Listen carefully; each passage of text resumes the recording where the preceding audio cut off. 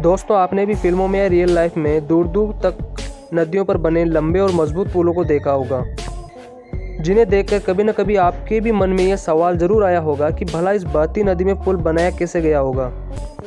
क्या इसके लिए कोई खास टेक्निक का इस्तेमाल किया जाता है? क्योंकि अंदाज़ा तो हम लगा ही सकते हैं कि बहती हुई नदी के मध्य पुल का निर्माण करना कोई आसान बात तो नहीं है।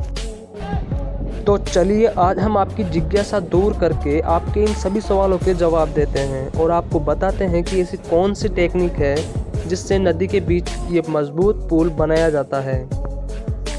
इस प्रकार से ढाली जाती है पुल की नींव। वैसे तो नदी पर पुल बनाने के बहुत से तरीके होते हैं, beam bridge, suspense bridge, H bridge जैसे कई प्रकार से ब्रिज बनते हैं। लेकिन पुल बनाने से पूर्व नदी के पानी की गहराई, पानी के बहाव की गति और नदी के तले में मिट्टी की क्वालिटी, पुल द्वारा सहन किए जाने वाला भार तथा ब्रिज तैयार होने के पश्चात वाहनों के भार इत्यादि पर भी गहन रिसर्च किया जाता है। उसके बाद ही ब्रिज का निर्माण कार्य शुरू किया जाता है। पूरी तरह से सभी आवश्यक बातों का रिसर्च करने के बाद ही पुल की नींव तैयार की जाती है।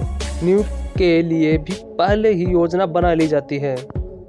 पानी के मध्य जो ब्रिज की नींव डाली जाती है उसे कॉफर डैम कहते हैं। कॉफर डैम ड्रम के जैसे दिखाई देते हैं। इनको क्रेन की सहायता से पानी के बीचों बीच लगा दिया जाता है। बता दें कि कॉफर डैम स्टील की बड़ी प्लेट्स के द्वारा बनता है। ये गोल अथवा स्क्वायर शेप का होता है और काफ़ी मजबूत होता है। इसके भीतर पानी भी नहीं जा सकता है। अगर नदी की गहराई ज़्यादा होती है तो उस स्थिति में कॉफर डैम का प्रयोग नहीं होता है। इन नदियों पर पुल बनाने से पूर्व इंजीनियर अच्छी तरह से रिसर्च करते हैं। किस तरह किया जाता है पिलर बनाने में कॉफर डैम का प्रयोग? जैसा कि हमने बताया, कॉफर ड्रम के जैसा होता है, या कहें कि मेलों में जो मौत का कुआं होता है उसके जैसा।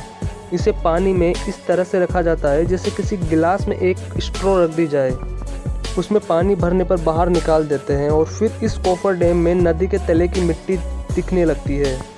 इसके बाद शुरू होता है वहाँ पर पिलर बनाने का कार्य। खूब मजबूत पिलर बनाए जाते हैं। पिलर बनाकर तैयार हो जाते हैं तो फिर पुल का काम शुरू हो जाता है। यद्यपि अगर नदी का पानी काफ़ी गहरा होता है तब कॉफर डैम से पुल नहीं बनाए जा सकते हैं। अतः जिन स्थानों पर पानी की गहराई अधिक होती है वहाँ पर पहले ही रिसर्च किया जाता है तथा ज़मीन के नीचे की तरफ कुछ पॉइंट्स बनाए जाते हैं। ये पॉइंट्स उन्हीं जगहों पर बनते हैं जहाँ पर मिट्टी अच्छी हो तथा ज़मीन भी ऐसी हो जिस पर पिलर बनाए जा सकें।